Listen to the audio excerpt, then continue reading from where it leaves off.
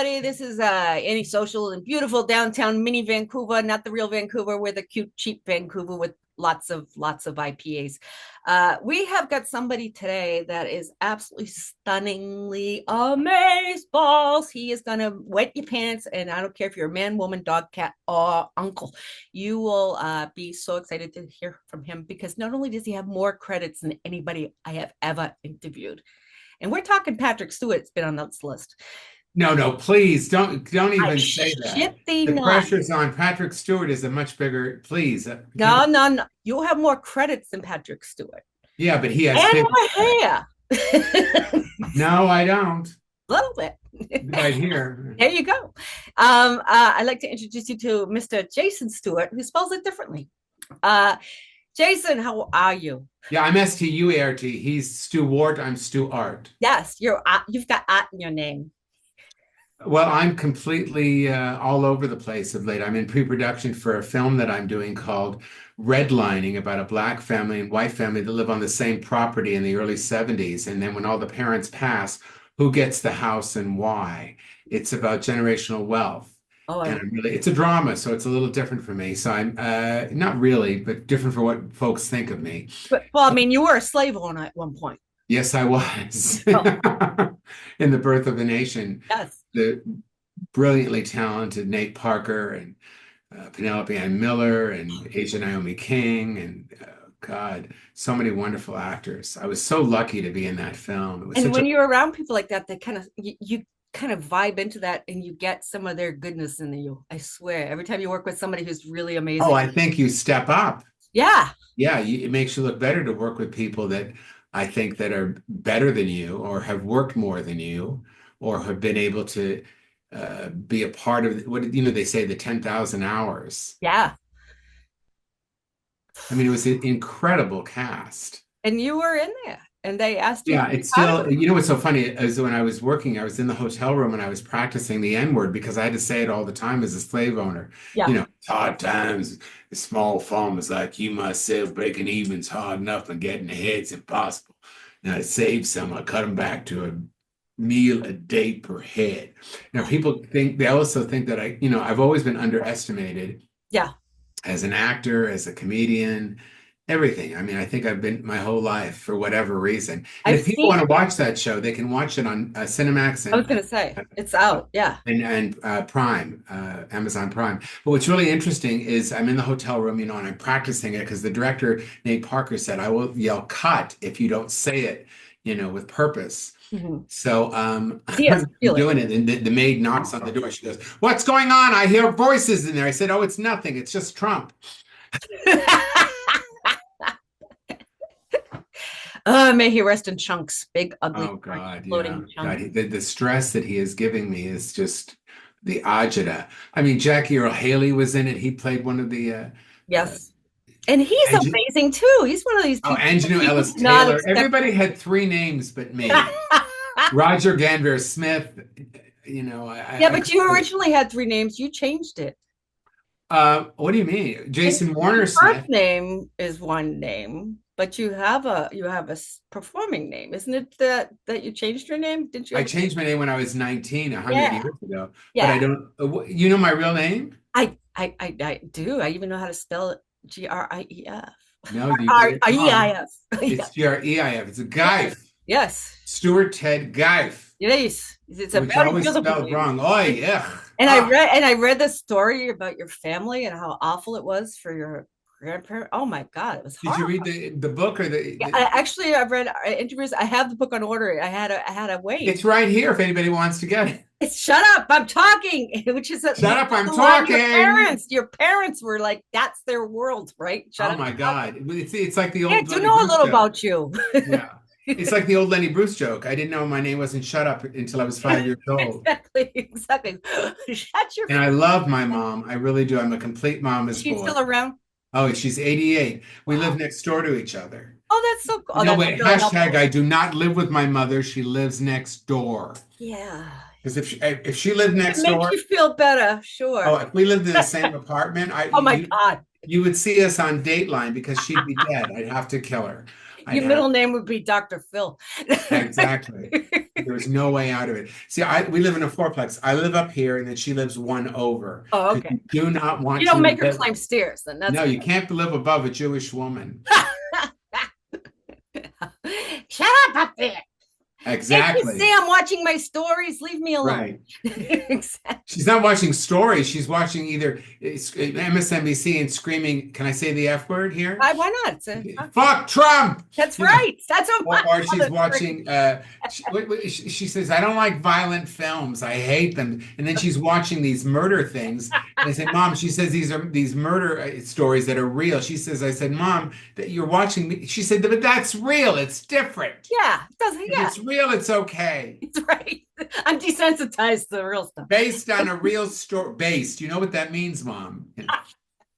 Did she watch your was it the Chop Chop Sweet Charlotte spoof you guys did? That was so Oh, good. hush. Yes, she did. I love that movie. I watched Oh it. God, it's funny I'm because telling you, I'm a fan. the director is also going to be my DP on redlining, and he's also going to be my editor, Billy Cleft. Brilliant. Yeah, so I'm very excited about getting to work. We haven't worked together in 10 years. There's something about drag queens that make me so happy, and I think it's because when I was 12 years old, my dad worked as an electrician for this club, Buddies, which is Boston, huge gay and trans club, and I've heard of it. yeah, it was huge. It was like one of the biggest. It was basically Studio 54 for drag queens, and so the first introduction was Divine. So I did not know that men did not wear dresses until I was in high school. So I had Oh no idea. God, when I was a kid, I remember seeing this woman named Carney, and she was on PM Magazine, which was like a half-hour Oh magazine yeah, it's like show. yeah, 7:30 after the news. Yeah. Yeah, in LA where I used to live. And I remember watching it, and she was saying things that I was saying. And I thought, oh my God, I'm going to have to be a woman in order to be who I am. I didn't know anything about being gay or what it was like. And it Oh, scared the shit out of me. yeah, I had to come out as straight. That was hard for me. It was really hard because Well, you know, you're somewhere in Provincetown and you live in Boston next to Buddies. What do you do? we all Sorry, have a cross to man. bear. What can I tell you? Yeah, well, it was great because when I would go out dick hunting, I would bring friends, so it was good. And they always dressed better than I did. So, Oh my gosh.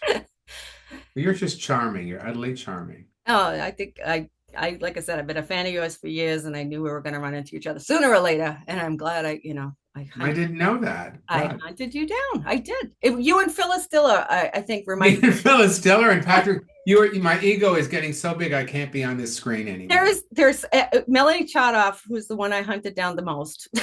Oh, she was great. She was one of my first interviews for the show.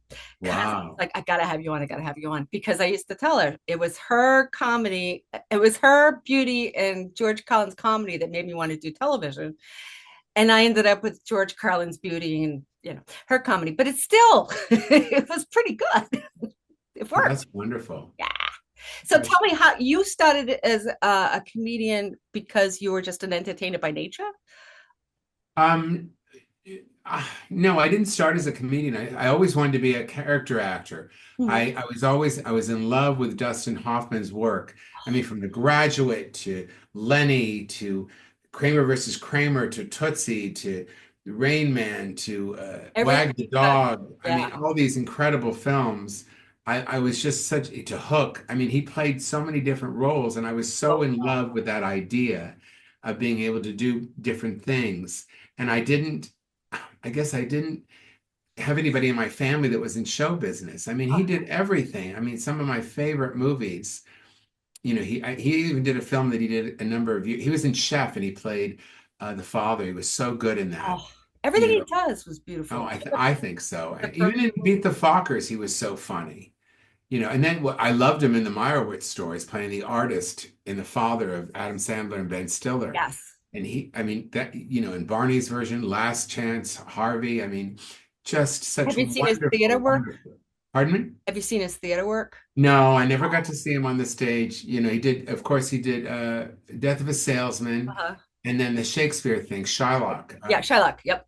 I forgot which play that was, but And I was gonna say Waiting for Godot, and no, that was somebody else altogether. But I loved him because he always reminded me of my dad.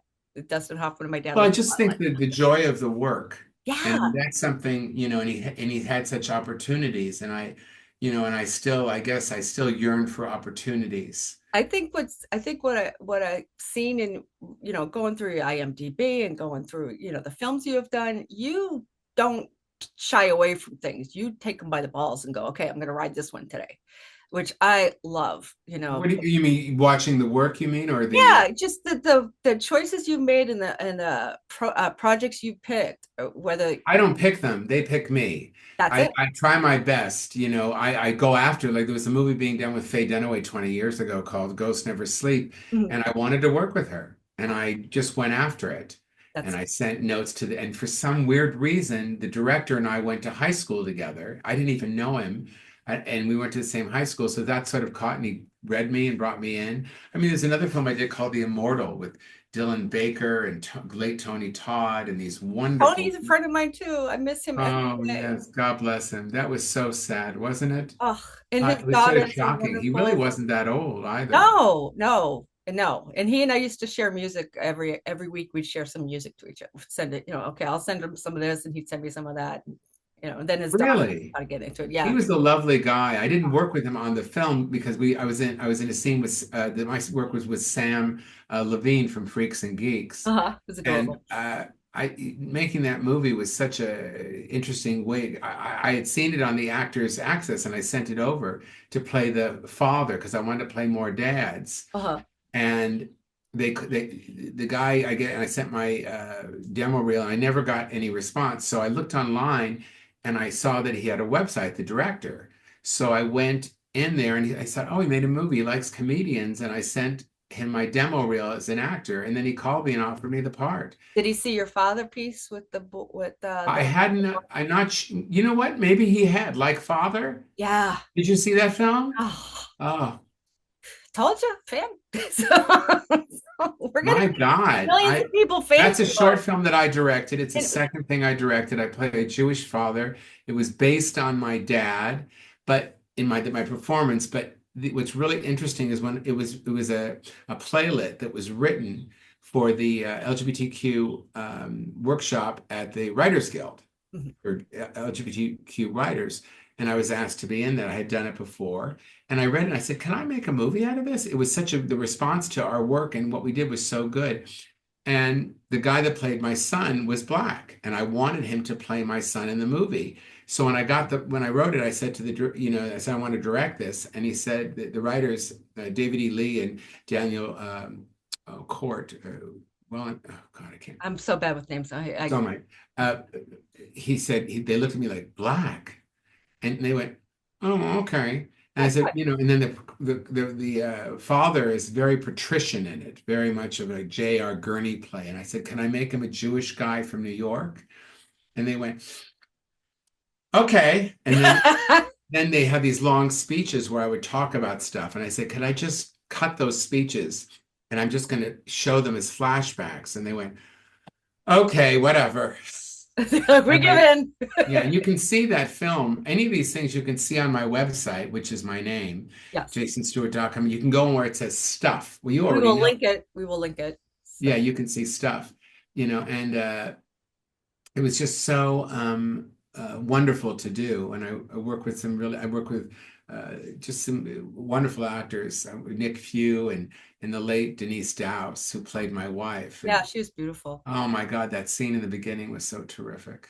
Now, do you write as well, or I do write. I do write. I don't think of myself as a writer, but I know I am a writer because I do write. And well, every I comedian? wrote redlining myself originally, and then I had Lee Garlington, who's playing my sister in it, rewrite it with me. So she's the co-writer now. Nice, She's terrific. And nice. she's also producing with me. It's the right industry when you're really good at like not shitting where you eat, and you know how to shake hands with people, and you just become friends, and they become, hey, oh, you can do that and I can do this, and we can do this and we can do this, and you end up, it's just symbiotic. It just becomes this really great. Well, I just try to go to where the love is, which is it's hard sometimes. Not everybody loves you unconditionally. They say the thing in the business is, you got to have people, you got to know people, and those people got to be willing to give you a job. Yeah, and And it's and believe in you. which Yes, and it's not. we're finding more and more that we talk to a lot of voice actors on the show, and more and more people that we talk to are, I lucked into this. I lucked into this. And it's like, no, you didn't luck into this. You were nice to somebody who thought you deserved a chance. Well, it's a combination Yeah. between being a good person and uh, who you are as a person. You know, I don't come off what I play most of the time. Mm. My who I, you know, is sort of over 50 gay man who's, you know, Jewish and sort of, I don't know what I am, just sort of goofy and attractive but not gorgeous, and you know, charactery but not unusual. Right. Just you know, you gotta. There aren't a lot of people, I mean, that are doing movies and television that get to work. And in the comedy world, it's a very big boys club, a straight Yeah. boys club. Tell me about I it. was just talking to Laurie Kilmartin Laurie's great. Laurie and Jackie are good friends of mine too. yeah, Yeah. yeah. I was just talking to her on the text, and wow, it's just the way it is. You know, it's not easy. It still is that. Yeah. They're Yeah. still first in line, and we still have to fight for a spot. And It's our not celebrity or semi-celebrity and notoriety doesn't count in the same way. right. You You can know, have all the credits in the world, but unless somebody's seen you like the last it's 10. never enough. Yeah. And I know that with Anyway, I'm going to do one thing because I don't like the light. It's too bright. I'm going to change the you're a light. natural director. That's good. Yeah, that's a That's little nice. That looks good. okay. So now I know what we're going to do because it's two different lighting. It was just it was. Now you just it's like I've got 14 green screens behind me, and and then I have a green screen studio in the other room. Um, I was going to ask you about your activism, and I think Please. that kind of leads into what you were talking about with Lori, is that it seems like that women and gay and trans people uh, have to, and especially women of color, have to fight so hard to get anything out there without having to make it like I'm making a gay thing, I'm making a woman thing. I have a film Well, called it's not even that. It's just that you don't say to somebody, "Oh, you're making another straight guy thing." exactly, that's my point. That is exactly 100% my point.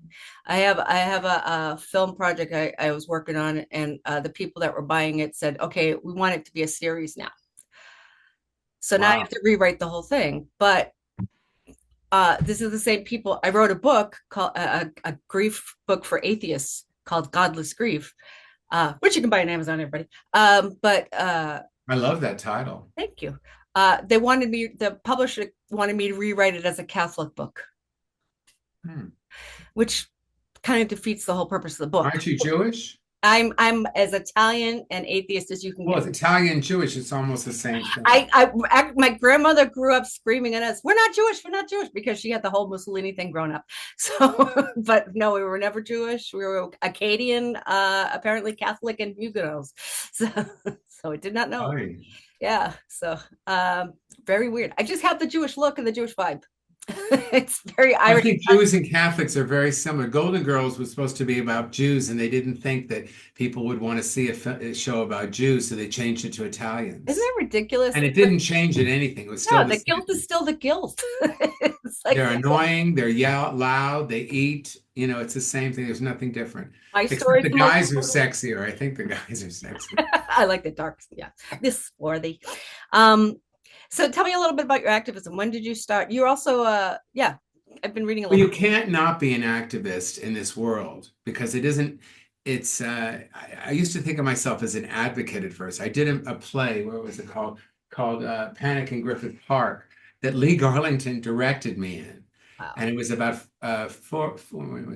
five guys locked in Griffith Park because they were accused of having AIDS. It was about that Lyndon LaRouche, I guess, issue that was happening in that time in 1986. It was the first time I ever did anything that was gay. It was the bill that he was trying to pass. And that's when it sort of started. And I started thinking, you have to stand up. I could not do that because I was afraid to play And you somebody. were that was before you were out public. Very much before. I came out in Yeah. 93. Mhm. And then I also met my best friend, Alexandra Paul from Baywatch and, you know, She's Dragnet, adorable. 8 Million Ways to Die, Christine, you know, Queen of Lifetime. And she had a group called Young Artists United that she created with Daniel Slotnick, a producer manager. Mhm. And that group I got into because I thought, oh, it's about show business people and about learning about your community. And I thought, this seems good. The idea of giving back. Yeah. And because people used to say, you got, what all you do is talk about show business, Jason. And they didn't realize that I didn't have much family. My family didn't accept me, and I wasn't allowed to talk about my boyfriend or that, and all my Yeah. friends were in show business because I was so young, and I didn't have much of a life other than my career. So, and it saved my life, honestly. Mhm. It saved me. It gave me purpose. It gave me something to. Gave you a voice to be It yourself, gave me a voice. Yeah, but it you got gave to me be a voice in a some voice way. for yourself, which I thought was pretty Hmm. strong. You know, Yeah. just the idea that to the, I think I was very lucky as a kid. My mom was very kind of Irish Catholic Boston person where everything was like, that's different. I don't like it. But my dad was more like, people are people. What are you gonna do? People are people. So meanwhile, it's the other way around now. He actually voted for the Orange Menace, and my mom is out there, at 80 Well, something. because he's the money guy, right? He thinks it's about money. And now, if you talk to him, it's not about money. No, and Because now he's like, I the should have voted Republicans for haven't Paul. been about money for, I guess, since before Reagan. Yeah, Reagan is the one that started the whole thing of spending too much money, yeah, it's and insane. giving it to the rich and taking from the poor. Yeah. And it's some sort of falsehood, I think, that they believe that they're about less taxes, less money, for everybody. It really isn't that way. And the idea of service is completely lost on them. Well, yes, pull your bootstraps out, pull them up. And you don't realize some people aren't even given bootstraps, Yeah. or they don't even know what a bootstrap is, never how they're Right. going They to have no pull something you concept. don't get. And that's what my film is about too. It's about the idea that every other minority group that came to this country, the Jews could be in the clothing business, the Asian people could be in the cleaners, the Italians were the restaurants, the Irish were the bars. Mhm. Everybody had somebody where they had what you call mishpucha. And Black people didn't have any of that. They Yeah. weren't allowed to own things. They weren't allowed to have they were stopped from being able to vote. They were stopped from all sorts of things. They weren't even allowed to marry whoever they wanted to love if it wasn't somebody of their own race. And that's what it's about, and how the idea of redlining and stopping people from where they can live so they can have a safer life, so they can actually grow and prosper, and you can meet people that can help you. Mhm. I have a cousin who's the same age as me that works, he owns a plastic factory, and his mom had been best friends with the guy that owned it, that sort of gave him a job, and then he worked his way up and took over. And I said, do you realize how lucky that's white privilege? And he says, Yeah. no, it isn't. I work very hard. I said, no, you had the opportunity Yeah. to do that. Yeah. And I said, look at me as a gay person. I have not been able to make the same money as my white counterparts. Drew Carey was one of the guys I started out with, Oh, people like that. yeah. You actually are about 5 years behind me. So yeah, he was open micing when I was starting to do TV in LA. So Yeah, it's a whole different thing when you're in a club where you can go. My friend Ernie worked for all the Boeing and all these great places, and he wasn't able to move up because he wasn't able to play golf or bring his wife and kids with him. yes. It's Yeah. it's all about birds of a feather kind of thing, and the idea that if you're one of them, if you're one of the guys, you get to move on. I Yeah. mean, like there's all these comedians that I'm friendly with. I won't mention all their names, You're so and a lot of straight boy comedians. And I said, hey, let me come open with you on the road. Let me be, I mean, really big to the yeah. point where they're selling out Oh, stadiums. believe me, I totally know some of those names. I'm sure. Yeah, and they don't take along the gay guy. Yeah. They take along their straight boyfriends so they can just hang out and look for girls together, and Yeah. And you don't take along a realize that woman because maybe then just you one get of somebody us to once rag in a on you. while, or maybe choose a woman that you don't want to fuck, Yeah. Exactly. that she's funny. And that's somebody that the wife approves of, even though you're going to be screwing around on the road anyway. Yeah. Exactly. Yeah. We've been there, rode that. I did get to open for Bobcat, which was nice, but again, it was with Kim Cole, so he had a little bit of more open minded. But Oh, he was great. He directed me in an episode of Mind and Mencia. ah, And I played a gay guy who was an advocate for, I don't remember, such a long time ago. I was with a sign and marching, I don't know, and yelling about something. And then Bob's a good director. He's a good writer too. He's doing little films up there in Illinois now, and he's doing okay for himself. he's doing some films out there. Yeah, Oh wow, because I yeah, know he did a lot of television for a while. yeah. He's been writing some films, so I know, I'm a huge advocate of everybody knows Bobcat Goldthwait, but I knew Bob, the guy that was friends with Robin. So Oh, it's so funny on Comics Unleashed. I was assigned as a comedian to take care of the other comedians. They had other younger comedians come in, and I was assigned to Bob Cat Goldthwait, and that's when he was doing that weird character, you know. yeah. And I got written up in People magazine that he didn't want me around him. And I, you know me, I'm committed to my job. Yeah. I got to go in there and do my job. And they wrote about it. It was my first, I guess, being written about in a big magazine. That's funny. That was a few wives ago for him. I should talk. I've been married 4 times myself. So that's a weird thing about this industry is you run into people. I finally married somebody who's not in the entertainment industry. Seems to be sticking. He's an excellent cook. Oh God. Yeah. I'm gonna have to I just want a guy that, has a car and doesn't live in it. I don't know. That seems to be big business now. People who live in their cars are making all the money on YouTube. I know. That joke no longer works. Okay. No, it's so crazy. I'm so old. I should be dead now. No, because I'm 4 years older than you. Don't say that. Actually, I'm 5 years older. Yeah, I just turned 61 last week. My God. I know.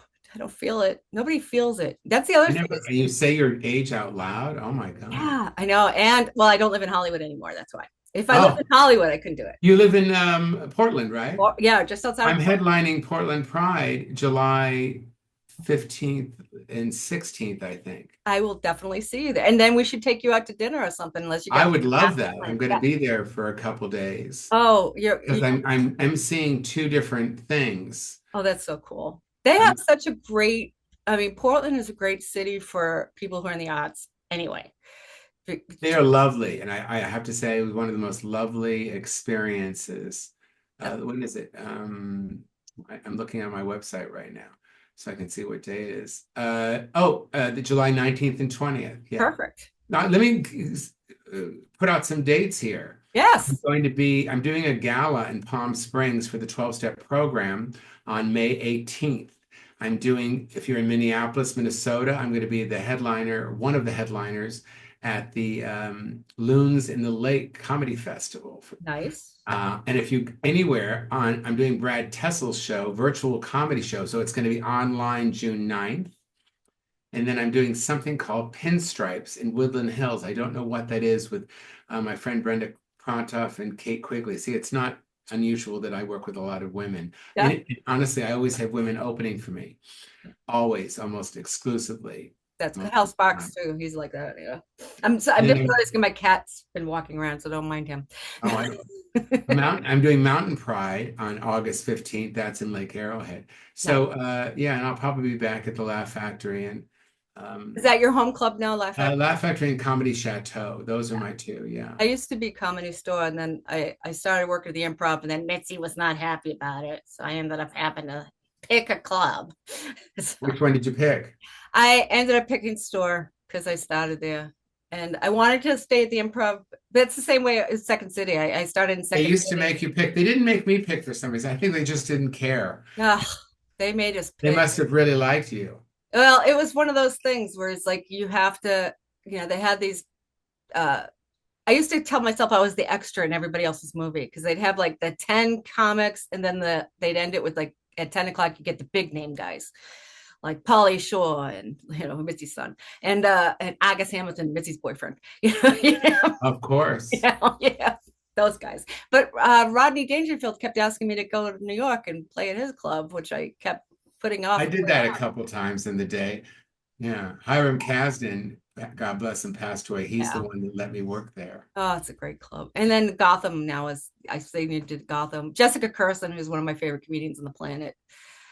He opened for me in a college once. I love doing her crazy little characters, and people thought, what is this about? Yeah. She was so unusual. And now she's just, I think her ability to do social media and get herself out there was just sort of amazing. She fell right into the thing that needed her the most. Yeah. And there's so many great, So happy for her because she's yeah. so funny. She did the Latina Comedy Festival. Because I lived in Vegas for many, many years when I worked for Penn and Teller. Jessica? But yeah, she Is did. she's Jewish. I know they needed a what's her name? Oh, I'm gonna forget her name. Housewives girl, little Latina gal, tiny anyway, tiny little Hispanic gal was hosting the thing. Real famous actress who's I'm gonna remember as soon as I'm done with the interview. Uh, is hosting the thing. They had a whole bunch of New York comics, and they wanted Jessica to come in. Everybody's like, "Well, she's not exactly, Latina. She's not exactly, but she looks it. So we're gonna bring her in." So okay, they needed more women comics, Latina women comics, and she looked it. So and she got to MC the whole thing, and she had me laughing so hard. First time I saw her, I think that I needed 6 or 7 Depends just to get through the night. She's so good. She's so good. What do you want to do next? Do you want to write your own stuff or do you want to? I want to work with talented people. That's what I want to do. I want to work with talented people in movies and TV, and I want to do stand up. Basically, I really want to do stand up on talk shows and TV. Mhm. Much, and keep doing my club dates, one nighters. Yeah, I the don't want to do, one-offs. I don't want to do, I did, I headline comedy clubs for 25 years. Yeah, and it's hard to be a road dog. It's hard. Yeah, I can't do that anymore. Yeah, I Try used. to have a life. Yeah, and plus you get a place to live, and it's so nice to not live in a hotel for a change. And you don't have to bring your own sheets everywhere you go. That's a nice change. I know I was only going to talk to you for a little bit. I didn't want to take up too much of your time, but if you want to What talk are the about things more, you really wanted to know? Tell me. I want to know more about. I want to know what material you like to write. I want to know. You're like me. You're very audience oriented when you're on stage. It's only because I got sick of myself. And it seemed like that's what they loved about me the most. I mean, the difference between me and some of the other people that do crowd work is that my crowd work comes from me Uh-huh. about what I think rather Yeah. than coming from them. Yes. You You know, don't I'm look the at funny somebody and go, person. you. Yeah, I think a lot of people want to make the audience the funny person. I do it the other way around. See, I'm the Not same that way. either way is good or bad. It's just the way I do it. That's how my comedy like the other day I was in the supermarket and I was doing, you have to do your own groceries. It's like you work there or something, and I'm doing it and I always do it wrong. And I think I And you said, never tip yourself. yeah. So the guy comes over to me. He has to push the button to say, and I said, I've been here. I've been doing this for years now. I mean, when do I get insurance? Health plan? How can I join the union? Exactly. What do I get? I want an apron. I want my apron. If I'm holding that Right. meat, I need an apron. They yeah, That's how I write comedy. Yeah. yeah, I write it by Like my mom calls me the other day yeah. and she says, my underwear, it's hurt my skin.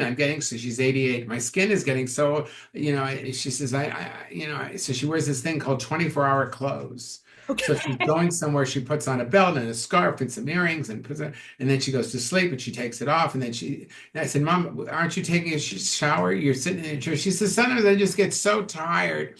I just take a scissors and I cut them off. I just cut them off and we save them for the girls so she can use them to clean Make them rags. take the pledge. And there she goes. But I cut them off. Cuts her underwear off. Your mom helped bring you comedy. Oh my God, yes. What was the first thing you remember laughing at when you were a kid? When the famous bit that I probably did, one of my most is high heels on the beach. That was hilarious. Yeah. The way she's walking into the sand. Yeah. You have to watch people who are watching this. You have to watch that bit. Just go to his website, look up in fact, go to YouTube and subscribe to his channel. Everything. Yeah. You can subscribe or, you can watch everything on Yeah. my website. There's a whole bunch of comedy. We'll link all that stuff there. I make sure everybody gets, in fact, all the dates. I'll make sure that I have, if I have them, I'll link them. It's on the appearance page. Yeah, we'll just make sure that happens. And then if people need to buy tickets, we'll make sure the links are there for the ticket buying. They're all there. What scares you about AI? The idea that we won't be necessary, but I don't think I'm going to live long enough, for that. I mean, it's 20 years from now. I'll probably 30, I'll be dead. So I don't know if they'll have that by then. So basically, I think the big problem is for the big stars. You see everybody's on a diet thing and they're talking like, and you could see it's not them. There was one Oprah did the other day, and it wasn't, you could tell it wasn't her voice. Yeah. And then of course the people that do background work. That's That's yeah. That used to be like bread and butter when you're in between gigs. You would do for some episode work. people, yeah. We Yeah. weren't allowed to do it in Los Angeles. They would say, don't do it because they Ugh. won't hire you for the things. I wish we could have, and I wish I did because I like being on a set. I loved extra work because I'd watch all the other people and what were they were doing. Exactly. You Yeah. learn so much by watching. Yeah. I Um, also learned by watching film and television. yeah. Good What stuff. I'm a bit of a snob. what type of film and television do you My like? favorite two movies last year were Yeah. probably The Brutalist Hmm. and Conclave. Oh, And see, no, I haven't seen and Conflict. Nora. And Nora. Oh, see, I These are love all anything brilliant. that's old school. Like I go back and watch Divorce of Lady X, or I go back and watch, the old stuff with Olivia de Havilland. Anytime she's Oh, you go really back. oh My yeah. favorite But, comedy, though, is probably What's Up, Doc, with Ryan O'Neal and Barbara well, of Streisand. course, got Barbara Streisand. Madeline Kahn, Austin Pendleton, Randy Quaid, Mabel Anderson. I mean, Michael Murphy, just these great character actors. Hmm. And Madeline Kahn, I always wanted to have worked with, and she went and died on me, bitch. who? James Madeline, Caan? Madeline Kahn. Oh, Madeline, yeah, Yeah. almost 25 years ago. So I know it doesn't feel like that long because she seems so alive every time I watch her and stuff. She A just friend of mine wrote for the Bill Cosby show, the last one he did, the Cosby Show, and he was one of the writers on the show, and he wrote for her a lot specifically, and she sent him this little voicemail, and he still keeps it. I have it somewhere on my computer. He sent it to me, and how much she loved his writing. oh, Adam Belanoff, a that's great. wonderful writer producer who helped me get onto The Closer. Oh, that's so cool. And I You were on guess House. I was on House too. Yeah. See, I had a thing for Hugh Laurie in a big bad way. It's so much so that I married a pianist. So that was, just bad. But Fry and Laurie, like I'm into a lot of British stuff as like I'm addicted to the The English. new Down Now movie is coming out in It September. is, yes, but it's not going to be the same without the dame herself who has passed away, Maggie. Oh yeah. Yes, without Maggie, it's not going to be quite. 90 something. I hope I live that long. Oh, you will. Laughter makes you live longer. Look what happened to Dick Van Dyke. He's never going to die. So, of course, Yeah, the but day this comes out, you'll be. I have all the sadness of pain. Kathy Griffin was writing about days you get so depressed. There's so much rejection that you can't talk or get out of bed. And I thought I've had those days. And I actually, I don't think I know anybody who's been on stage who is not on an antidepressant. I'm on, yeah, me too. Celexa and Celebrex and Prozac. So, as a chaser. But I think it's because we think more about the human condition as a comedian and as somebody who, Well, you're living an open heart as an actor or as a yeah, comedian. You have yeah, to leave your heart open, so you're a walking wound of sorts. yeah, I am vulnerable. Here is my pain. Laugh at me. Exactly. That is like, Or cry, depending on what you're working on. Well, um, this has been just absolutely wonderful. you are a rock star to me, and I'm so glad we got to talk. Thank you. Well, please hit me up and we'll get together when I come to. Yes, absolutely. I'll be sure to wear my favorite Pride outfit, and I've got my Elton Johns I could probably wear, or my Rosie O'Donnells. Whatever, I'll bring them out. We'll dress the pot. And thank you everybody who has been watching. This has been Jason Stewart, the amazing, astonishing, wonderful, kind, super guy who you will fall in love with. Just start watching his stuff, or I will pop you right in the kisser.